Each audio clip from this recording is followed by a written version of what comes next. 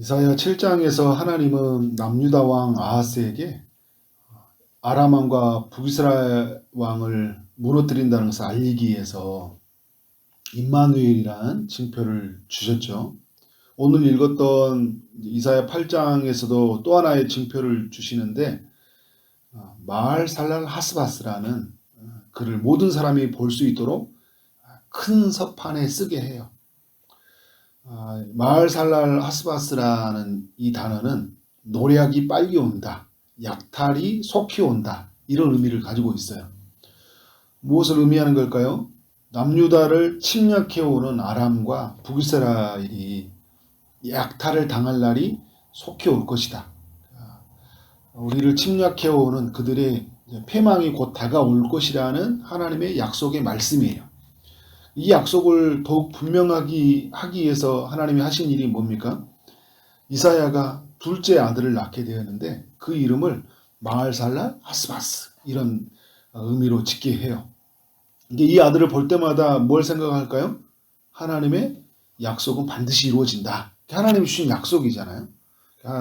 적군이 패망할 것이라는 약속을 그 아들의 이름을 짓게 한 거예요. 그러면 이 약속이 어떻게 성취되냐고 말하니까 4절에 보면 이는 이 아이가 내 아빠 내 엄마를 부를 줄 알기 전에 다메섹의 제물과 사마리아 노략물이 아수르 왕 앞에 옮겨질 것이다 이야기를 하고 있어요. 그러니까 이 아이가 태어나고 나서 얼마 말하기 전에 그러한 약속이 이제 성취될 것이라는 이 약속을 말해주고 있죠. 하나님은 아수르라는 나라를 통해서 들어서서 어떻게 한다는 거예요? 이 아람과 북이스라엘을 치겠다 이런 의미를 전해주고 있죠. 그런데 여러분 이 남유다 백성들이 어떻게 하나님 말씀에 반응한가요? 이사야를 통해서 하나님의 뜻이 전달되어지고 있는데 어떻게 반응한가요? 6절을 보니까 이 백성이 천천히 흐르는 실로와 물을 버리고 르신과 르말리아의 아들을 기뻐한다 이야기를 하고 있어요. 이 말이 무슨 말이냐면 르신과 르말리아의 아들을 기뻐한다는 것은 이들의 파멸을 보고 기뻐한다는 거예요. 누가 이들을 파멸하게 한다는 거예요? 하나님이 파멸을 한다고 하는데 그냥 하나님은 빠지고 그냥 그들의 눈에 보여서 파멸을 한다는 그 자체를 기뻐하고 있는 거예요. 오늘 말씀의 내용을 보면 이런 이야기죠. 실로와 물을 흐른다. 예루살렘 성에서 흘러나오는 실로와 물을 버렸다 이야기하는 거예요. 그러니까 하나님으로부터 모든 것이 시작된다는 걸 인정하지 않고 그냥 눈에 보이는 것을 보고 그냥 기뻐한다는 거예요. 그래서 여러분 이들이 어떤 일들을 감당합니까? 아수르를 하나님이 쓰시려고 하는데 자기들이 요청을 해요. 그러니까 자기들이 요청을 해서 자기들이 의지를 해서 그래서 아수르 왕을 의지하게 되는데 나중에는 어떻게 돼요? 아수르에 찾아가서 이 아하스 왕이 어떤 일을 행하냐면 가가지고 그 아수르에 있는 모든 우상의 신들을 이 남유다 땅으로 가지고 와서 그 시스템을 그대로 그 남유다 땅을 위해서 유지하기 해요. 그 우상을 숭배하는 나라로 만들어버린 거죠. 그러니까 이런 어떤 고통을 이 지금 자천해서 이렇게 하는 모습들을 보여주고 있어요. 하나님이 이 남유다 백성에게 어떤 말씀을 하냐면 7절과 8절에 이런 이야기를 하고 있어요. 남유다가 이렇게 의지했던 이 아수르로 인해서 엄청난 시련을 당한다는 거예요. 흉흉하고 창이란 큰 하수가 모든 골짜기에 모든 언덕에 넘치듯이 남유다 땅을 덮칠 것이다. 9절에 그리고 남유다가 의지했던 아수르 왕이 당할 시련을 말하고 있어요. 9절을 보니까 끝내 패망할 것이다. 3번이나 말하고 있습니다. 그러니까 어제도 여러분에게 나눴던 것처럼 그러니까 아수르를 의지했던 아수르를 의지했던 남유다도 고통을 시련을 당하고 아수르도 패망을 당해 나중에 바벨론에요. 그리고 아람과 북이스라엘도 아수르의 패망을 당해요. 그러니까 죄 아래에 있는 것들, 그러니까 하나님을 의지하는 것들 모두가 다 심판의 대상이라는 거예요. 그걸 여러분 알아야 돼요. 그러니까 이 세상이 다 모두가 죄 아래에 있잖아요. 하나님 심판의 대상이에요. 우리도 이 세상의 편에 서면 우리는 이 세상 사람들처럼 멸망을 당하지 않지만 하나님 앞에 엄청난 징계를 당하는 거죠. 지금 남유다 백성이 이제 어떻게 됩니까? 바벨론에 끌려가게 되잖아요. 그러니까 그 모든 사람들은 다 죄에 대한 보응을 받게 된다. 그러나 우리가 믿지 않은 사람들과의 보응은 달라요. 우리는 자녀이기 때문에 사생자가 아니라서 우리를 어떻게 돼요? 징계로서 하나님이 다스려 가시잖아요. 그런 모습들을 이 남유다가 보여주고 있습니다. 그러면 어떻게 해야 되는가? 10절 이하에서 하나님이 여러 말씀을 주시는데 저는 세 가지로 한번 정리를 해봤어요. 첫 번째는 남유다 백성들이 뭘 해야 되냐면 하나님이 함께 하심을 믿어야 된다는 거예요. 그러니까 10절에 보면 그들은 이 끝내 어떤 것도 시행하지 못할 것이다. 그러니까 이는 하나님이 우리와 함께 하신다 이야기를 하는데 하나님이 자신의 백성들과 함께 하신다는 거예요. 그러니까 남유다는 아수르의 도움을 받으면 모든 문제에서 벗어날 거라고 생각했지만 그들의 계획대로 되지 않아요. 오히려 아수르에 묶이는 삶이 되는 거죠. 어제도 말씀을 드렸던 것처럼 혹 때려다가 오히려 더 큰 혹을 붙이는 꼴이 되고 말아요. 근데 하나님이 이사야를 통해서 하시고자 하는 중요한 말은 뭐냐면 임마누엘, 하나님이 우리와 함께 하신다, 이 단어를 새겨주고 있는 것이죠. 그러니까 하나님의 사람들은 우리가 뭔가를 계획해서 뭔가를 의지해서 뭔가 눈에 보이는 대상을 붙잡고 살아가는 것이 아니라 우리는 우리와 함께 하시는 하나님을 의지하고 살아가야 된다.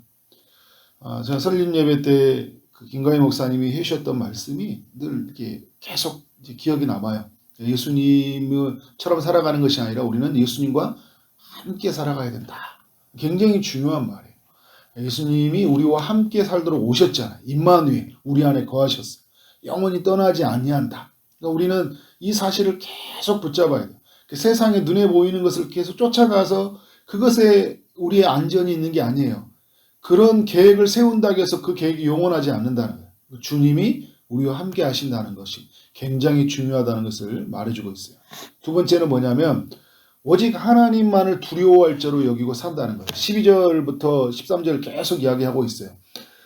두려워하는 것을 너희는 두려워하지 말고 놀라지 말고 13절에 오직 거룩하신 하나님을 두려워하고 무서워할 자로 삼으라는 거예요. 그러니까 우리가 두려워할 것은 지금 아람과 북이스라엘이 아니에요. 어제 말씀한 것처럼 마음이 그렇게 엄청 무너질 만큼 힘들었잖아요. 아하스가. 그러니까 눈에 보이면 힘들어요. 눈에 뭔가 우리 가시적으로 드러나잖아요. 사람들은 다 하나같이 힘들어합니다.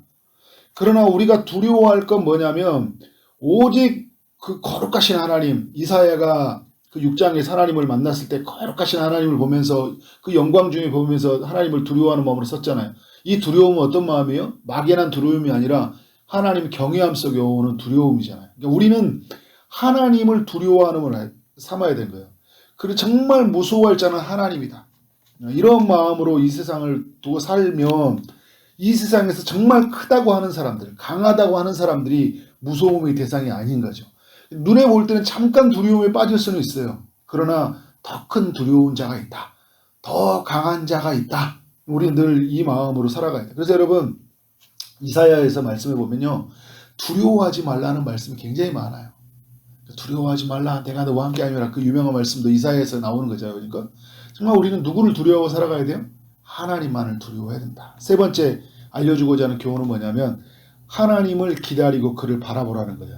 17절의 말씀에서 이사야는 얼굴을 가리시는 여호와를 나는 기다리며 그를 바라본다. 16절에서 그 증거의 말씀을 싸매며 율법을 내자잡을 때 봉함하라 하나님께서 주신 말씀인데 그러니까 하나님의 말씀을 붙잡고 어떻게 한다는 거예요? 그 하나님의 말씀을 이루실 것을 기다리며 그를 어떻게 하는 거예요? 바라본다는 거예요. 그래서 오늘 이후의 말씀에서도 어떻게 해요? 20절에서 마땅히 율법과 증거의 말씀이 따를지리니 그들이 말하는 바가 이 말씀에 맞지 않냐면 그들이 정녕 아침빛을 보지 못하고 라고 이야기를 하고 있는데 이 이사야는 뭘 붙잡고 있어요? 우리에게 말씀하신 하나님 증거의 말씀으로 주셨던 이 율법을 붙잡으면서 하나님을 기다리겠다는 거예요. 그를 바라보겠다는 거예요. 하나님이 일하실 것을. 빛이 없는 세상, 흑암이 가득하고 공고하며 굶주린 세상을 바라보지 않고 오직 누구를 바라본다고요? 하나님을 바라보겠다는 거예요. 하나님의 그 약속의 말씀을 능히 성취하실 것을 기다리며 나아가겠다는 거예요. 하나님의 사람들은요, 기다리는 거예요. 하나님의 사람들은요, 바라보는 거예요. 여기에 비밀이 있어요. 하나님이 어떻게 함께 하시냐? 라는 것을 우리가 어떻게 한다는 거예요? 기다리는 거예요. 어떻게 저 적군들이 우리의 눈앞에서 하나님 무찌르시는지를 기다려보세요. 그리고 하나님이 일하신지를 바라보세요. 우리의 시선을 자꾸 눈에 보이는 것을 머물러 있지 않고 우리의 시선을 조금만 올려보세요. 하나님이 어떻게 일하신지를 바라보라는 거예요. 지금 이사야는 그걸 보고 있는 거예요. 오늘 이사야 8장을 통해서 하나님의 백성들이 어떻게 해야 되는지 세 가지를 나누는데요. 정말 우리는 하나님이 함께 하시는 것을 믿어야 된다. 그리고 오직 하나님만을 두려워할 자로 여기고 살아야 된다. 그리고 그 하나님을 우리는 기다리며 바라보고 살아야 된다. 오늘 우리의 삶 안에서 이러한 이야기가 남겨지기를 소망합니다. 많은 사람들은 정말 하나님이 어디 있냐 말하고 자기의 뜻을 따라 계획을 따라 이전에 있었는 경험을 따라 살아가요. 그러나 하나님의 사람들은 우리와 함께 하시는 하나님을 날마다 의지하고 사는 거예요.